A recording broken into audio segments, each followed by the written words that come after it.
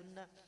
एक बार नारद जी एक जगह से निकले तो उन्हें एक भिखारी मिला जो मांग रहा था, बड़ा निर्धन व्यक्ति। नारद जी से कहा, महाराज आप तो महात्मा हैं, कुछ दे दो। नारद जी ने कहा, भाई हम क्या दे तुम्हें, हमारे पास क्या है? बोले महाराज कुछ तो दे दो। तो नारद जी ने कहा कि ये बीड़ा रख लो। तो बोले महाराज इसका हम क्या करेंगे, हमें बजानी तो आती नहीं, कुछ धन वैभव है तो दो।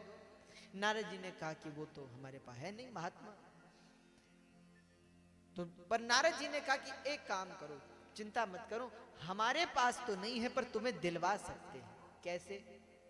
तो बोले हमारे बहुत सारे शिष्य हैं, किसी के पास चले जाना, हमारा नाम ले लेना तो सब मिल जाएगा। तो उस व्यक्ति ने कहा अच्छा महाराज कहाँ जाए? तो नारद जी ने एक पर्ची लिख करके दे दी। वहाँ कुबेर रहते हैं, वो हमारे शिष्य हैं, रोज हमसे कहते हैं कुछ महाराज हमारे लिए आदेश, कुछ सेवा। तो उनके पास जाना और उनसे कहना कि ये जो हमारा पात्र है इसे भर दो। ये सुन करके उसने कहा कि ठीक है, अब महात्मा तो कुछ ऐसे ही दिख रहे हैं पर क्या पता। चल पड़ा, उस पते पर पहुंचा कुबेर के यहाँ। वहां बड़ी लाइन लगी, बड़ी भीड़ लगी मांगने वालों की। उसने सोचा कि यहाँ तो सालों में नंबर आना मुश्किल है, क्या करें? बड़ा चिंतित हुआ। एक पहरेदार से कहा कि भैया हमें मिलना है। तो उसने कहा कि अरे जानते हो लाइन में लगो, कितनी बड़ी लाइन है, ऐसे नहीं मिल सकते, कब नंबर आएगा? बोले न जाने कितने साल बाद नंबर लगेगा। अरे बोले महाराज क्या करें, किसी ने, ये महात्मा जी थे, उन्होंने पत्र लिख कर दिया है, आप पढ़ लीजिए। उन्होंने ज्यों पढ़ा, पत्र लेकर अंदर गए, कुबेर जी को दिखाया। कुबेर जी ने ज्यों देखा कि पत्र में लिखा है कि इस व्यक्ति का पात्र भर दो और नाम लिखा है नारद जी। जो गुरुदेव का नाम सुना, कुबेर जी ने कहा तुरंत बुलाओ उस व्यक्ति को, पहले हमारे गुरुदेव ने भेजा है। तो तुरंत उस व्यक्ति को अंदर बुलाया गया। बड़ा प्रसन्न हुआ कि महात्मा तो ऐसे ही थे पर चलती बहुत है, इतनी बड़ी लाइन में हमारा नंबर लग गया। तो सीधे अंदर कुबेर जी के पास पहुंचा। कुबेर ने स्वागत किया, बिठाया। अच्छा, कुबेर को भी बड़ा अहंकार हो गया था कि हम तो धनवान हैं, कितने लोग हमसे मांगते हैं, सबको हम देते हैं। और नारद जी वो जानते थे, इसलिए इस व्यक्ति को भेजा था। अब जो आया, कुबेर ने कहा कि बताओ क्या कहा है गुरुदेव ने? तो बोले उन्होंने कहा है कि किसी भी अन्न से इसको भर दिया जाए।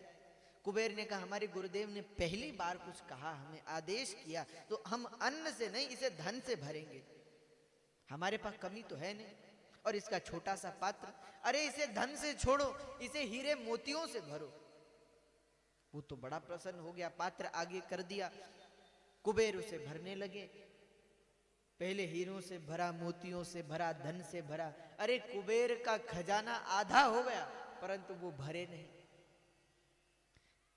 कुबेर भी परेशान कि पात्र है कैसा, भरता ही नहीं। अरे कुबेर की सारी संपदा चली गई। और व्यक्ति के अंदर जब अभिमान होता है तो व्यक्ति अब टूट जाएगा, पर अपने अभिमान को झुकने नहीं देता। कुबेर ने कहा भले हमें निर्धन बनना पड़े, परंतु सब दे दो, इसका पात्र भरो। तो भरने लगे, भरते भरते सारा खजाना समाप्त हो गया, पर पात्र न भरा। अंत में कुबेर ने हाथ जोड़ करके कहा, बोले भैया ये कैसा चमत्कारिक पात्र है, जितना भरते हैं सब समाप्त, भरता ही नहीं, कहां से लाए हो, क्या है, कैसा पात्र है, किसका पात्र है ये? उस व्यक्ति ने कहा महाराज ये मनुष्य की खोपड़ी है, ये मनुष्य की खोपड़ी है, सिर है। अब बताओ वो कभी धन से भरेगी? जितना आएगा उतना कम ही कम। धन जितना आएगा उतनी अतृप्तता बढ़ेगी, तृप्तता नहीं होगी। इसलिए राजा ययाति कहते हैं न जातु कामः कामाना मुपभोगेन शाम्यति हविषा कृष्णवर्तमेव भूय एवाभिवर्धते। भागवत के 9वें स्कंद में ययाति कह रहे हैं, बोले ये इच्छाएं कैसी हैं, जैसे अग्नि होती है ना, आग जल रही हो, और आप सोचे कि इसमें घी डालें और ये अग्नि कम हो जाए, तो आग में घी डालने से क्या अग्नि कम होगी?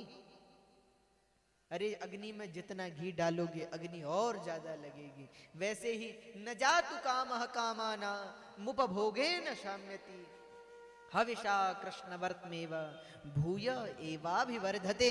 ये तो बढ़ती ही रहेगी। इसलिए इच्छाओं से इस मन की तृप्ति नहीं हो सकती।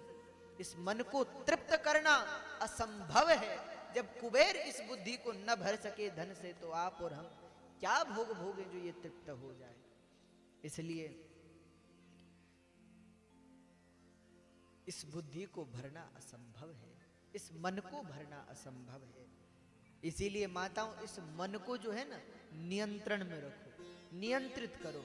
कई बार कथा में मन होता है इधर उधर जाने का, उसे जबरदस्ती कथा में बिठाओ। मन तो कहेगा ही, वो टिकेगा नहीं, वो भागेगा, वो चंचल है। इसीलिए मन भागने का प्रयास करे, परंतु आप उसे जबरदस्ती बिठाओ। जैसे कोई माता अपने घर में जब पूजा करती है ना माताएं, तो उनका बालक इधर उधर भाग रहा, वो जबरदस्ती उसे बिठाती है और कहती बैठ पूजा में बैठ। वैसे ही इस मन को भी बिठाना पड़ेगा। ये छोटा सा बालक है, वैसे टिकने वाला नहीं है, जबरदस्ती कर कर इसे बैठाना पड़ेगा।